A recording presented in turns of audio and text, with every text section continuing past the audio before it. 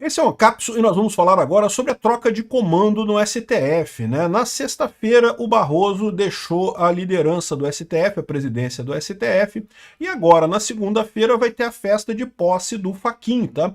O Fachin está prometendo mudanças, o tom menos político do tribunal e coisa e tal, mas a verdade é que eu acho que vai mudar muito pouca coisa. Agora, o tom do próprio Fachin é mais discreto. O Fachin é uma pessoa, aliás, o que é correto para o papel dele de juiz, né? Por mais que ele seja esquerdista, por mais que que a gente tenha discordância com a opinião dele, o fato dele querer buscar um posicionamento mais discreto já é uma coisa positiva. E ele fez, inclusive, alguns movimentos que indicam que a palavra dele é essa mesmo. Por exemplo, ele recusou a doação de um banquete de festa para a posse dele. Uma associação de advogados de não sei aonde, a gente vai ver aqui.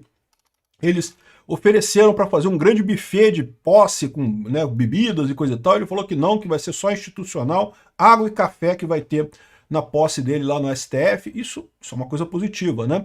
O fato dele não falar com a imprensa a cada 5 segundos, como fazia o Barroso e o Gilmar Mendes, por si só já é alguma coisa positiva. Dito isso, eu não espero grandes mudanças por conta da presidência dele na condução do que está acontecendo lá no STF. A grande dúvida que fica é justamente com relação ao Barroso. Lembra que tinha a parada que o Barroso iria sair do STF, permitindo que o Lula indicasse mais uma pessoa para o STF antes de sair?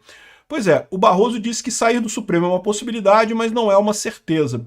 Vamos ver o que a gente tem, né? O que a gente tira disso daqui, né? Essa notícia foi sugerida por Duas Mulheres e uma Xícara, Carol conversa com Peter pelo YouTube e várias outras pessoas. Obrigado aí ao pessoal que sugeriu notícias lá no nosso site, no visãolibertaria.com, e obrigado a você que está assistindo o nosso vídeo. Se você gosta do nosso conteúdo, por favor, deixe o seu like e se inscreva aqui no canal, né? Pois bem, nessa segunda-feira, agora, o Fachin assume o STF com a defesa da autocontenção e quer baixar a tensão política. Então ele diz que o STF tem que se autoconter. E vamos ser justos com o Fachin. O Fachin, você sabe, era advogado do MST, é um cara totalmente esquerdista e coisa e tal, mas ele disse, e ele fez isso na prática, quando teve o julgamento do caso da censura das redes sociais, né? O pessoal, todo mundo embarcou em, não, que temos que censurar as redes sociais, porque é um absurdo e não sei o que lá. O Fachin se alinhou ao André Mendonça e ao Cássio Nunes em voto de oposição, dizendo que, olha só, isso não é papel do STF fazer isso não, isso não era para o STF estar fazendo não. No que ele está absolutamente certo. Por mais que você discorde, que você ache que as redes sociais tem que ter isso, tem que ter aquilo, a verdade é que tem que ser o legislativo que tem que fazer isso, porque é o legislativo que é a voz do povo, o legislativo que foi eleito pelo povo. Não cabe aos juízes inventar uma regra. Ah, mas é muito necessária essa regra. Não cabe a eles inventar essa regra. Isso é um absurdo. O Fachin tem um posicionamento campeão nessa história aí, né? Quem sabe ele pode adotar esse tipo de visão também nas outras coisas. Eu não tenho muita expectativa, tá? Ele falou aqui, ó, tem uma frase dele que ele usou aqui, que é o mantra dele da autocontenção, né? Ao direito o que é do direito, à política o que é da política. Nós, juízes e juízas, servidores e servidoras, não podemos agora, fora da razão jurídica objetiva, nem sermos vistos como satélite da polarização que hoje assola o mundo.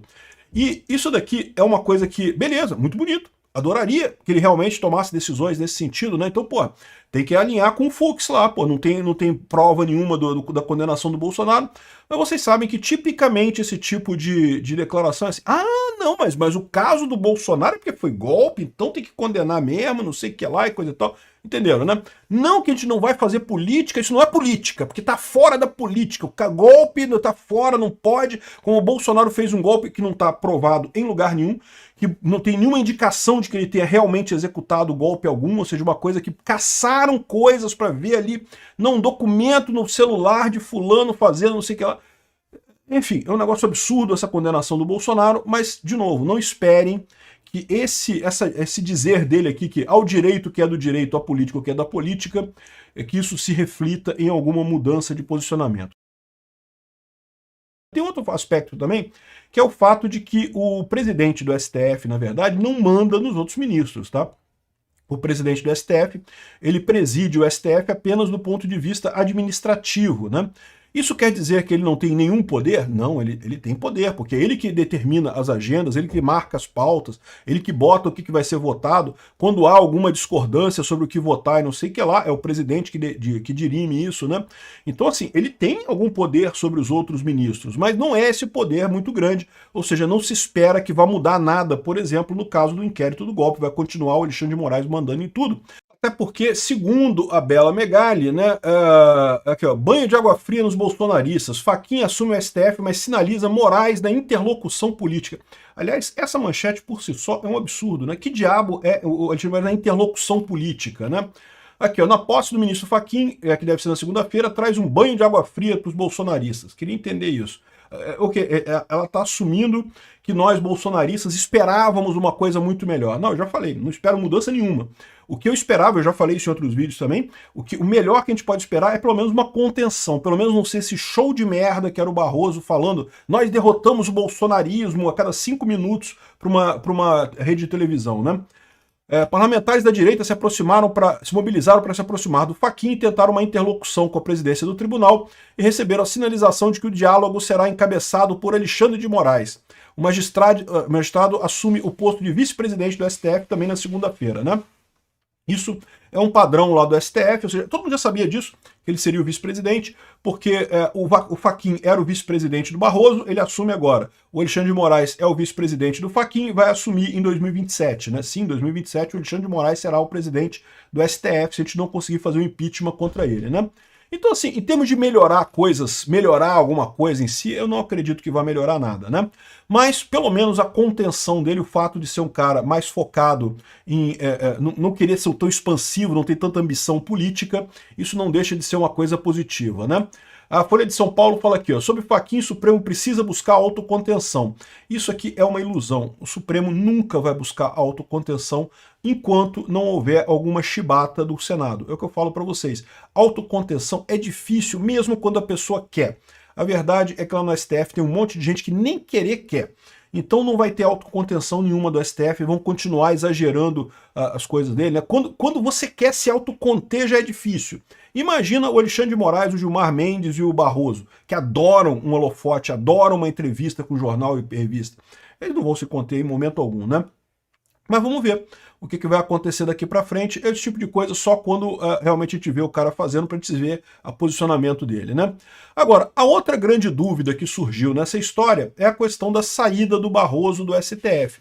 Isso foi muito comentado durante muito tempo, que o Barroso estaria chateado, que né, ele não estaria satisfeito e coisa e tal. Por quê? Porque ele fez merda pra caramba, ele viu que fez muita merda, né? Na própria entrevista lá da Roda Viva, ele chorou e se arrependeu de ter falado que derrotamos o bolsonarismo e perdeu o Mané e não sei o que lá. É aquilo que eu falo pra vocês, esse pessoal achava que o bolsonarismo era uma pedra no caminho. Não, é um problema, um probleminha pra gente resolver e acabou.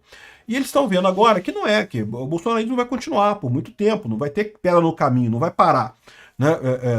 E agora esse pessoal está começando, não, porque foi um erro, não sei o que lá. Não, se fosse para só dar um chute na pedra, não era um erro, mas agora que eles viram que não é uma pedra, que é o caminho inteiro pela frente deles, eles estão mais preocupados com isso, né? E daí, sair do Supremo, eu tenho certeza que o Barroso adoraria sair, mas só que agora as contas mudaram. Por O Barroso recentemente deu essa declaração aqui. O Barroso disse que teve convite de universidade dos Estados Unidos, mas que vai ficar no Brasil, né? Então, veja, o papo que havia desse negócio da saída do Barroso é que o Lula iria indicar ele como diplomata, né, como embaixador em algum país da Europa, ou até no próprio Estados Unidos, e daí ele ficaria como embaixador, e com isso, né, seria o prêmio que ele receberia. Por quê? Porque ele está dando um presente para o Lula, está dando mais uma vaga no STF para o Lula indicar. E o Lula certamente ganha poder político com isso, né? Lembra que poder político, você pode indicar uma vaga, vai ter um monte de gente querendo paparicar o Lula. Não, indica fulano, indica Beltrano, indica não sei o que lá, coisa e tal. O Lula passa a ter mais poder político, né? Porque aí o Lula pode falar, beleza, eu indico fulano se tu fizer tal coisa. Indico Beltrano se tu fizer tal coisa. Enfim, havia realmente essa possibilidade. Eu não tenho dúvida nenhuma que o Barroso pensava mesmo em sair. O que mudou o cálculo do Barroso agora? Justamente as ações do Trump contra o STF. Por quê? Porque até então ele achava que saindo do STF, ele se livraria desse assunto, que não seria mais marcado por isso. Mas agora ele já viu que não vai ser assim. E mais do que isso, ir para os Estados Unidos ele já não consegue. O visto dele já foi vetado. Para a Europa, ele pode ir ainda, mas ele sabe que agora ficou tudo mais arriscado, tudo mais complicado. Como é que ele vai aceitar um cargo diplomático se ele não pode viajar para os Estados Unidos? É uma coisa complicada. Ficou realmente mais complicada a situação do Barroso. Ele próprio disse que tem muita ligação com os Estados Unidos, que teve convite de universidades e coisa e tal. Então, o que eu acho que vai acontecer é que ele vai ficar até para a própria proteção dele. Entendeu? Porque o que acontece nesse caso? Veja, o Alexandre de Moraes, ele sacaneou o Brasil inteiro e recebeu uma punição. E agora, o que garante que essa punição não vai muito longe é justamente o fato de que ele é ministro do STF. Por que o Banco do Brasil ainda não encerrou a conta dele? Porque ele é ministro do STF. Se não fosse, se fosse outra pessoa qualquer, já teria encerrado a conta dele há muito tempo.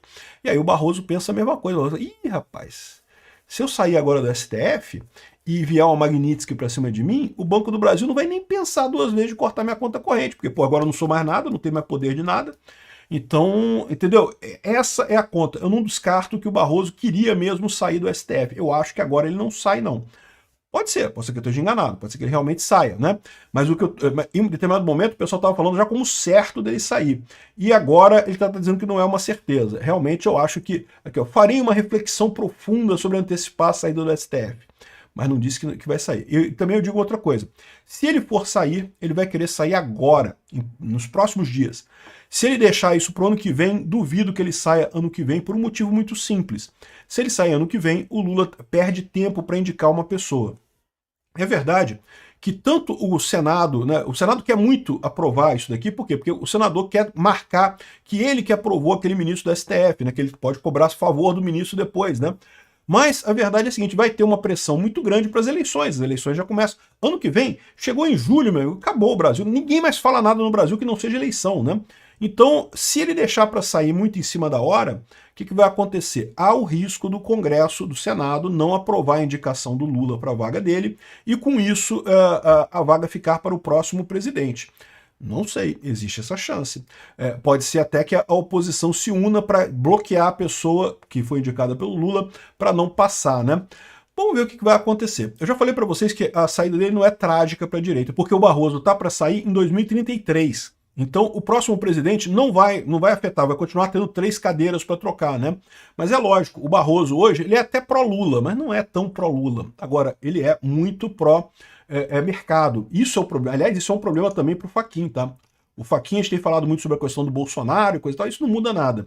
Mas na questão de regulamentação trabalhista, meu amigo, se prepara, você que trabalha de Uber, que trabalha de entrega, vocês estão fodidos, meu amigo. O Fachin vai dar um jeito de obrigar a CLT para todo mundo e ferrar o mercado de trabalho do Brasil. O Fachin vai fazer de tudo para tentar acabar com esse negócio de terceirização. E se o Barroso sair, aí, meu amigo, o Lula vai indicar alguém que vai ser super esquerdista e aí acabou. Aí esquece trabalho de aplicativo. Acabou, já era.